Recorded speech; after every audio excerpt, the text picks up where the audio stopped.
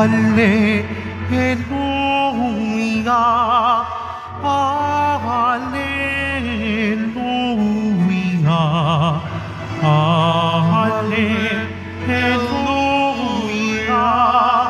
Hallelujah.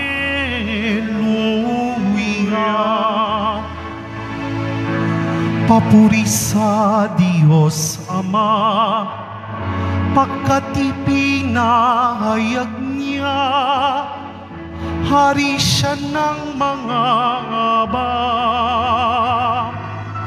Hallelujah, Hallelujah, Hallelujah, Hallelujah.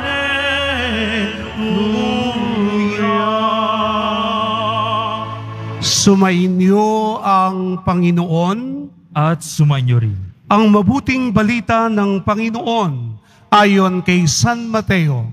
Papuri sa iyo, Panginoon. Noong panahong iyon, inilahad ni Jesus ang talinghagang ito sa mga tao. Ang paghahari ng Diyos ay katulad nito.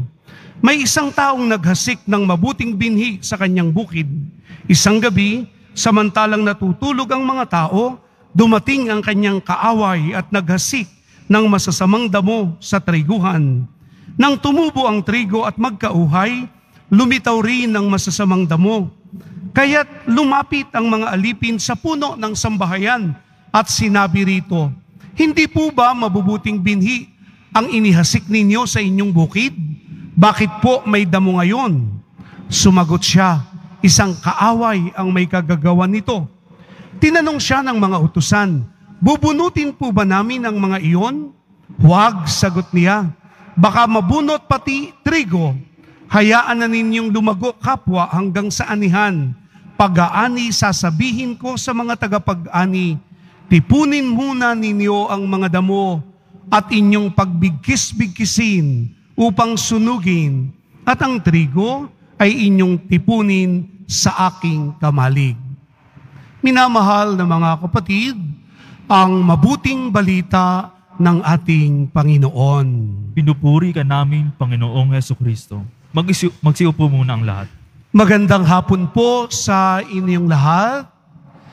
Marahil ay natatandaan niyo pa ang pagninilay sa Ebanghelyo noong nakaraang linggo na ating pinagnilayan ang talinghaga ng maghasik na naghasik ng binhi sa iba-ibang klase ng lupa. Meron sa daanan, meron sa batuhan, meron sa tinikan, at meron sa matabang lupa. At sinabi na yung nahulog sa mabuting lupa ay namunga ng masagana. Patuloy si San Mateo, patuloy si ang Panginoong Hesukristo, ang Poong Nazareno, sa pagtuturo sa atin sa pamamagitan pa rin ng mga kwento at ng mga talinghagang katulad nitong talinghaga na naghasik ng mabubuting binhi, subalit pagtubo nito'y may kasabay na tumubong mga damo na katulad din ng mabuting binhi. Kaya ang tanong, bakit di ba't mabuting binhi ang iyong inihasik? Ang sabi ng Panginoon, ang mga kaaway, o ang sabi nung naghasik, ang kaaway ang may gawa nito. Logical yung isipan ng mga tenants at ang sabi, bunutin po natin ang mga damong iyon. Pero anong sabi nung may-ari? Wag, baka mabunot pati yung mga mabubuting binhi. Alam natin ang paghahalintulad nito, tayong lahat ay nilikha ng Diyos na mabuti. Sa simula't simula pa ng likhain ng Diyos ang sanlibutan, ito ay napakabuti, nagkaumaga at nagkagabi, una, ikalawa, ikatlong araw, at ang sabi ng Diyos, hanggang sa ika-6 na araw, lahat ng kanyang nilikha ay mabuti. Pero ang karanasan din natin sa kasalukuyan ng magsasabi, kung ganito na ang sangnilikha sa simula pa'y mabuti, bakit maraming mga tao ang kasama natin sa kasalukuyan ang hindi namumuhay sa kabutihan? At ito ang pangkaraniwan nating karanasan. Merong mga tao na tayong nagsisikap na magsimba, tayong nagsisikap na magdebosyon, tayong nagsisikap na mamuhay ng marangal, pero merong mga tao na hindi gumagawa ng mabuti, hindi namumuhay sa katarungan, hindi namumuhay sa kabanalan. Anong sabi? Ay di, hingin natin sa Poong Nazareno na lipulin na ang lahat ng mga iyon. No? Para bagang sinasabi, sige, katulad nung mga naunang extrajudicial killing, patayin ang mga drug addicts, para wala ng drug addicts. Ganun ba? Yun ang mentalidad ng tao, pero iba ang pamamaraan ng Diyos. Sapagkat ang Diyos, katulad ng narinig natin, sa unang pagbasa, ay palaging Diyos ng awa na nagbibigay ng pagkakataon sa Kanyang mga anak na magbagong buhay, magbalik loob sa Kanya, upang pagkatapos ay maging kawangis pa rin niya at mauwi ang sangnilikha dun sa original plan of God to the humanity na lahat ito ay maging mabuti. Ang isa pa, kapag sinabi natin sa Poong Nazareno na sige po, lipulin na nga niyo yung lahat ng masama para kami na lang mabubuti ang matira. Wait, siguraduhin mo lang na ikaw ay mabuti. In a way or the other, lahat tayo ay maraming kabutihang nasa sa ating puso. Subalit, meron din tayong mga kasamaan, including myself. Meron din tayong mga pagkakataon na hindi nagiging mabuti sa harap ng Diyos at sa ating kapwa. Kaya kung ipagdarasal natin na lipulin na o tapusin na yung lahat ng masasama, teka muna kapatid, baka walang matira sa atin, baka tayo makasama doon sa lilipulin at parurusahan ng Diyos. Ito'y nagtuturo sa atin na sa mundong ating ginagalawan, matuto tayo na huwag humusga sa ating kapwa.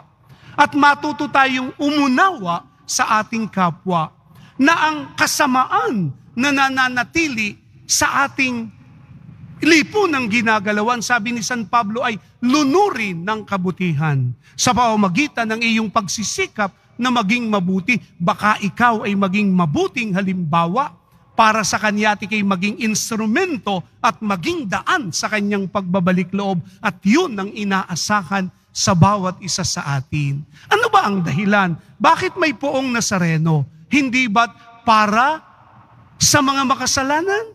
Kaya pasan niya ang krus kung para sa mga banal at sa mga walang kasalanan na hindi na niya kinakailangang magpasa ng krus at hindi niya kinakailangang magkatawang tao at bumaba sa lupa para iligtas ang sangkatauhan. Kaya may Poong Nazareno tayong dinidibusyonan at minamahal ay dahil sa kasalanan nating mga tao. Tayong lahat, without exemption, ikaw at ako, ang Nazareno ay patunay ng habag, awa ng Diyos. At siya din ay paanyaya sa marami sa ating lahat ng patuloy na pagsisisi at patuloy na pagtalima sa mga utos ng ating Amang Diyos. No? Yun ang pahayag sa atin ngayon ng Ebanghelyo na tayong lahat sa simula't simula pa'y mabuti na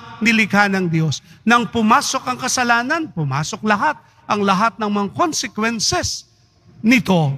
Subalit, mas mayaman ang awa ng Diyos sa pamamagitan ng Kanyang anak na si Jesus, Nuestro Padre Jesus Nazareno.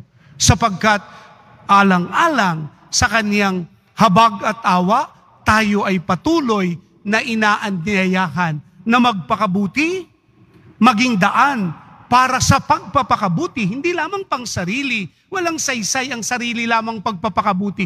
Kinakailangan ng pagpapakabuti ay maramdaman ng iba at makaapekto sa iba. Anong sabi ni ni St. John Paul II? The faith which is not yet proclaimed and shared is not faith at all. Hindi pa raw yung pananampalataya.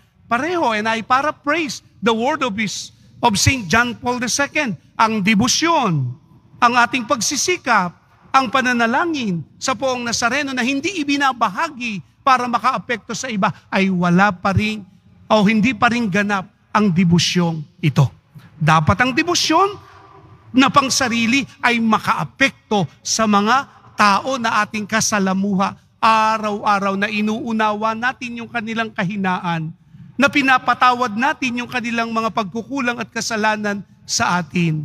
At ating binibigyan ng bawat isa ng pagkakataon para katulad natin sila rin makapagdebosyon ng tapat at dalhin sila patungo sa ating Panginoong Hesukristo upang pagkatapos ay mawala ang mga damo na sinasabi sa Ebanghelyo na sumisira sa buong taniman at sa buong palayan. Kundi tayong lahat katulad nung nakaraang linggong paanyaya ay binhi na mamumunga sa mabuting lupa ng ganap na pananampalataya at kaganapan ng buhay kay Kristo sa poong Nazareno. Ito ang hamon sa bawat isa sa atin ngayong linggong ito, mga minamahal na kapatid. Imbis na tayo ay humusga sa ating kapwa, manapa tayong lahat ay maging instrumento para akitin sila sa pamamagitan ng salita, sa pamamagitan ng gawa, sa pamamagitan ng paglilingkod, upang sila at tayong lahat ay maging isang mabungang ubasan o mabungang taniman ng Diyos para sa Kanyang karangalan. At ito ang hilingin natin sa pagpapatuloy ng pagdiriwang. Anong sabi sa ikalawang pagbasa sa sulat ni San Pablo? We do not know how to pray. Hindi raw tayo marunong manalangin. Bakit? Kung minsan kasi ang ating lang panalangin, Poong Nazareno, pagalingin niyo po yung may sakit. Poong Nazareno, pahingi po nito. Poong Nazareno, pumasa po ang anak ko sa exam. Poong Nazareno, magkatrabaho po yung aking asawa. Poong Nazareno, tumama po ako sa huweteng. Anak naman ng huweteng, pati naman ang Diyos ay ginawa na natin lamang palabigasan. No! No!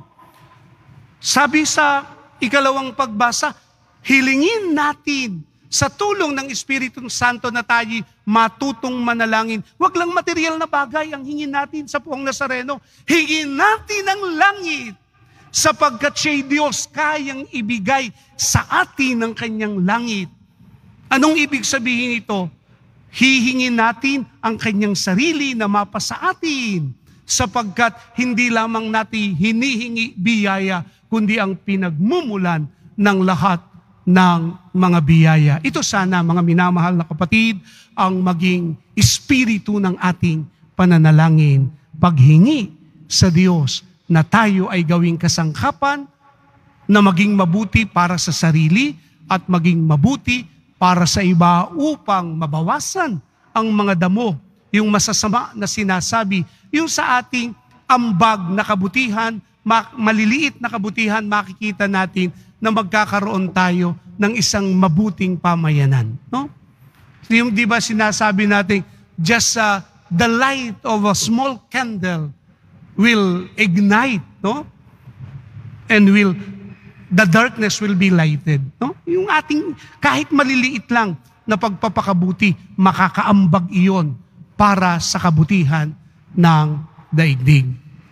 Mahal na Poong Nazareno, ito po ang aming dalangin at naway kami gamitin mo para umunawa, para maging instrumento para sa iba na lalong mapalapit sa iyo sa tulong ng Espiritu Santo.